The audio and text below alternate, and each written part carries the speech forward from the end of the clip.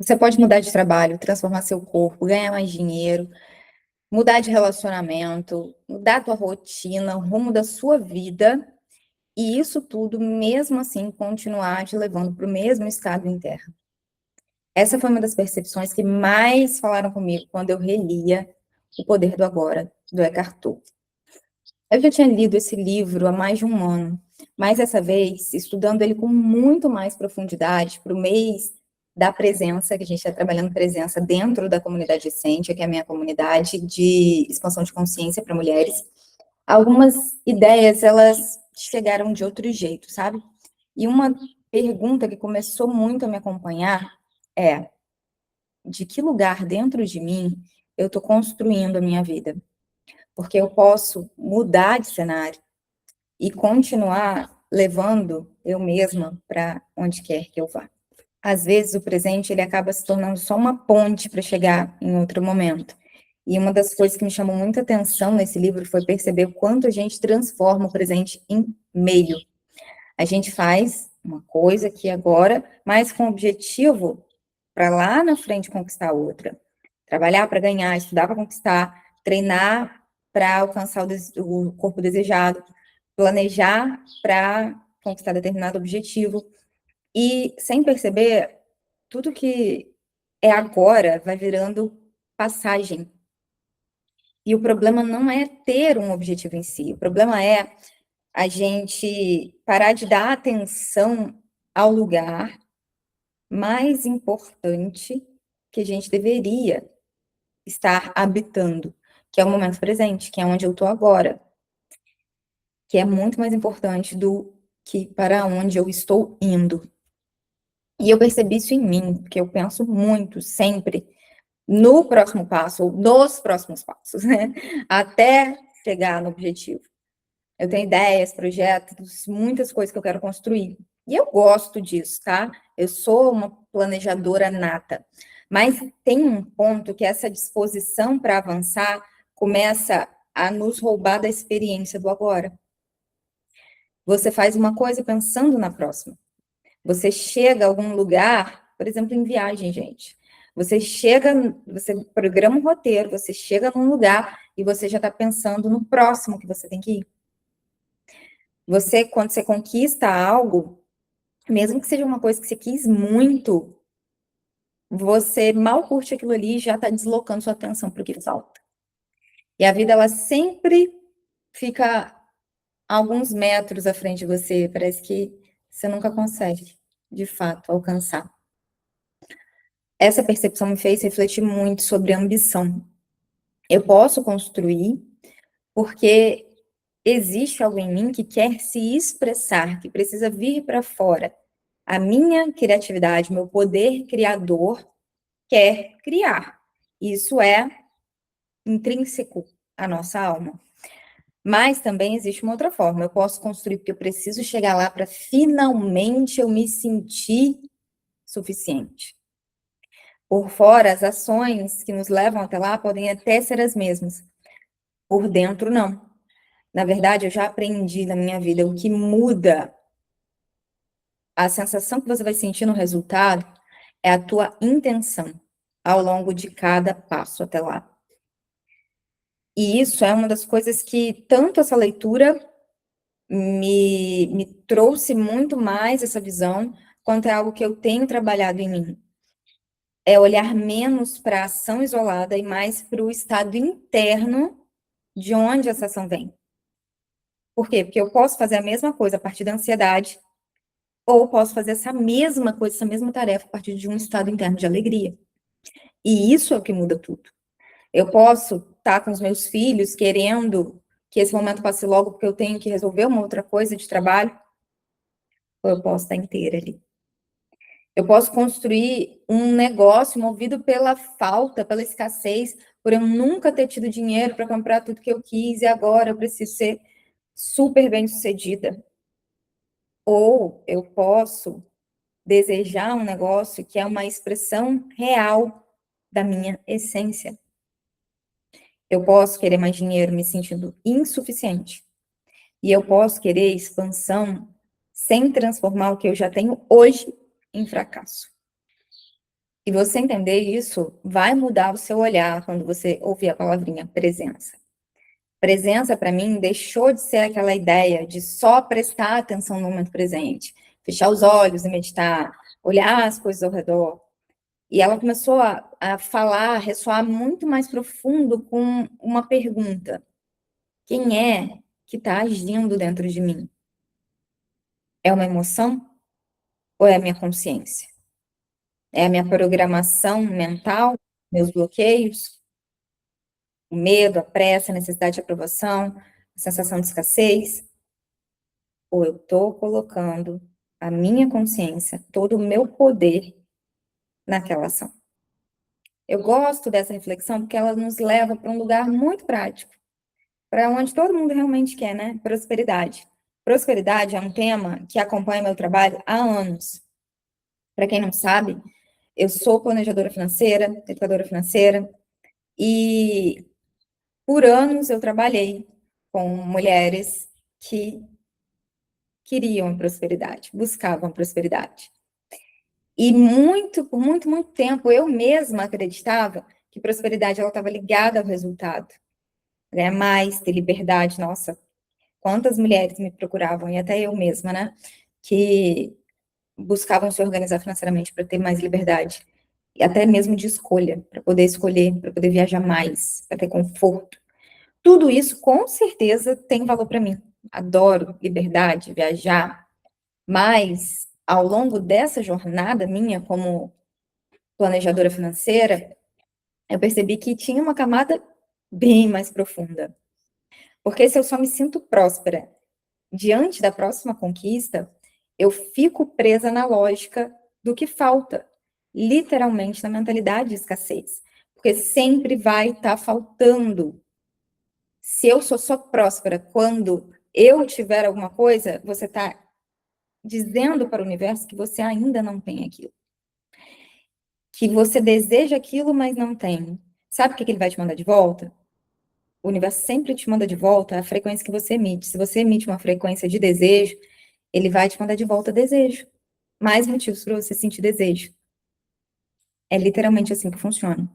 Então, às vezes, se você conquista alguma coisa, aquilo logo perde a importância para você, e aí vem outra, e vem outra, e vem outra. E durante a leitura, eu anotei uma ideia que é muito simples, mas toca profundamente a gente. Normalmente você não quer o que você conseguiu, você quer o que ainda não conseguiu. Isso explica muita coisa. A pessoa consegue exatamente aquilo que ela deseja, mas não permanece tempo suficiente ali para sentir. E a mente, rapidamente, produz uma nova ausência. Aí que a mentalidade de abundância começou a fazer muito sentido para mim, mas por outro ângulo.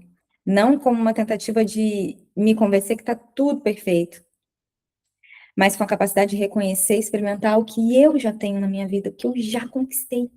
A gente não pode ir para o próximo nível sem reconhecer e sem fazer esforço para manter o que você já conquistou no seu cenário de vida. Essa leitura me fez construir um exercício prático que eu acabei até passando para as minhas alunas decente depois. Eu fiz o exercício de anotar tudo o que me faz sentir plenamente a vida. Eu anotei algumas coisas, como ver o pôr do sol, fazer um piquenique com os meus filhos, sair para jantar com meu marido, sentar na beira do mar e contemplar, ou às vezes na beira do rio, fazer uma trilha, dançar. E aí, quando eu olhei para essa lista, a primeira coisa que me chamou a atenção foi que grande parte daquilo, quase tudo, que me faz me sentir plena na vida, está disponível para eu colocar na minha rotina. Não depende de uma versão futura minha. Não depende de alcançar determinada meta. Não depende de ninguém me validar. Isso não diminui os meus sonhos, mas mexe com a forma como que eu me relaciono com eles. Eu quero e vou construir e continuar construindo os meus sonhos, mas eu não vou mais tratar a minha vida de agora como um rascunho. Porque se eu aprendo a viver sempre em função do depois, existe um risco muito grande da gente chegar onde a gente queria e continuar sem saber habitar o que você conquistou. E onde se encontra a cocriação para mim? Essa parte entra numa interpretação muito pessoal que eu fiz a partir do livro. Eu acredito em cocriação, acredito que o nosso estado interno participa da forma como nos movemos, escolhemos e construímos a nossa vida. E foi por isso que eu comecei a desconfiar um pouco dessa ideia de olhar somente para o que eu quero manifestar. Qual é a realidade desejada? Aonde eu quero chegar? O que eu quero viver? Onde eu quero viver? Essas perguntas, elas são válidas, mas elas são apenas para dar forma ao teu pensamento. A gente precisa mesmo é fazer outras perguntas antes delas. Qual é o estado de consciência da pessoa que vive essas coisas? Porque se eu quero abundância, mas vivo permanentemente na falta. Se eu quero paz, mas eu estou o tempo inteiro em conflito comigo e com os outros. Se eu quero liberdade, mas as minhas escolhas sempre são feitas a partir do medo, existe incoerência. É preciso haver coerência entre o que você pensa, que é o que você quer ou diz que quer, e o que você sente. Esses dois alinhados emitem para o seu campo uma frequência limpa, uma frequência certa, e assim ele vai devolver essa frequência para você em forma de, daqui a pouco, encontrar com os resultados, mudar a sua realidade física. O problema é que se você pensa uma coisa e sente outra, se você fala que quer uma coisa, mas acaba tomando essas decisões a partir do medo, você envia para o teu campo, o sinal mais forte é o que vem do coração. São as suas emoções. Porque as emoções falam da nossa programação mental, fala do nosso inconsciente, fala dos nossos hábitos, né? Do que a gente foi condicionado e fez a vida inteira. Então, esse é o sinal mais forte. Então, se você quer uma coisa e pensa outra, o que você acaba mandando para o teu campo? Do que você sente. Então, se você quer liberdade, mas escolhe a partir do medo, você emite medo e volta mais medo para você. Liberdade, então, fica para a próxima, quando você conseguir aprender a ajustar a sua frequência. Para mim, a presença começou a se aproximar muito da ideia de coerência. Por quê? Eu não quero apenas construir uma vida próspera. Eu quero ser próspera enquanto eu construo mais vida próspera. Entendeu? É sempre sobre ser antes de ter. Eu não quero tratar a paz como um prêmio. Eu quero tomar decisões a partir da paz. E aí que essas decisões me tragam mais paz. Essa foi uma grande mudança de percepção. E outra coisa que esse livro me fez observar é como a gente às vezes usa o futuro para escapar das coisas que a gente precisa olhar agora. Quando eu ganhar mais, aí eu, sei lá, pago a dívida. Quando o meu relacionamento melhorar, aí eu vou ser feliz. Quando o meu trabalho crescer, quando eu estiver mais segura, quando eu entender meu propósito, existe sempre uma versão futura sua, que parece mais resolvida, né? Só que a pessoa que vai chegar lá é a pessoa que está aqui hoje. Com os padrões que você ainda não teve coragem de olhar, com as inseguranças que você ainda não agiu, mesmo sentindo, com as necessidades que você ainda não reconheceu. Presença para mim também virou um lugar de retorno. Eu não vivo o presente o tempo inteiro. Na verdade, nem perto disso. Eu treino para ficar cada dia mais presente, mais consciente. Mas minha mente constantemente vai para o futuro. Ou volta para o passado. Ou planeja, cria cenários, se preocupa também.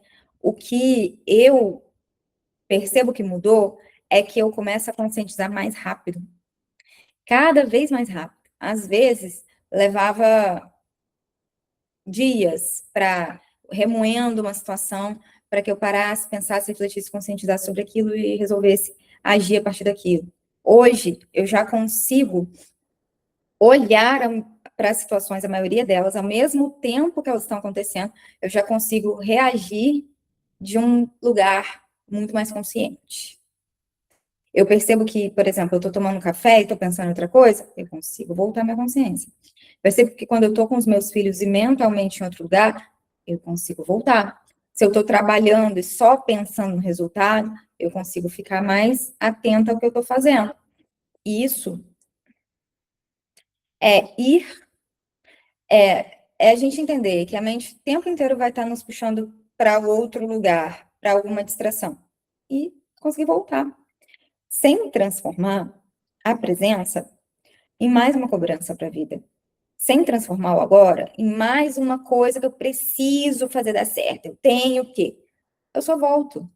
Isso, para mim, deixou esse conceito muito mais humano, muito mais palpável, muito menos espiritualizado, como se só pessoas muito espiritualizadas conseguissem realmente acessar esse estado. E se eu tivesse que guardar uma única pergunta dessa leitura, seria essa: por que eu estou esperando viver uma vida extraordinária se eu posso acessar essa vida agora? Eu continuo querendo crescer, continuo tendo sonhos, mas eu não aceito mais sacrificar a vida que existe agora em nome da vida que eu imagino que venha depois. Quero perceber meus filhos enquanto eles ainda têm essa idade. Eu quero perceber as pessoas que caminham comigo hoje. Quero perceber o que já floresceu enquanto eu sigo plantando. Essa vida extraordinária está disponível para você também, agora. Esse estudo, ele nasceu dentro da comunidade Essência, como parte do nosso mês da presença. Cada mês a gente trabalha um tema de autoconhecimento, se aprofunda nele, traz reflexões, aulas, insights. E é exatamente esse tipo de mergulho que a gente gosta de fazer por lá. Porque, para mim, o livro começa a mudar alguma coisa de verdade quando ele deixa de ser uma ideia interessante e começa a alterar a forma como a gente vive. Então, eu quero deixar essa pergunta para você refletir. De que lugar de dentro de você tua vida está sendo construída hoje? Me conta aqui nos comentários. Quero muito saber o que essa pergunta desperta em você. E se você gosta de reflexões que não terminam do entendimento, mas chegam à forma como a gente vive a vida, se inscreva aqui no canal para a gente continuar essa jornada juntas. Se você quer aprofundar ainda mais esse processo num ambiente com outras mulheres que estão vivendo as mesmas coisas que você, as informações sobre a comunidade Essência estão na descrição desse vídeo. Eu te encontro no próximo.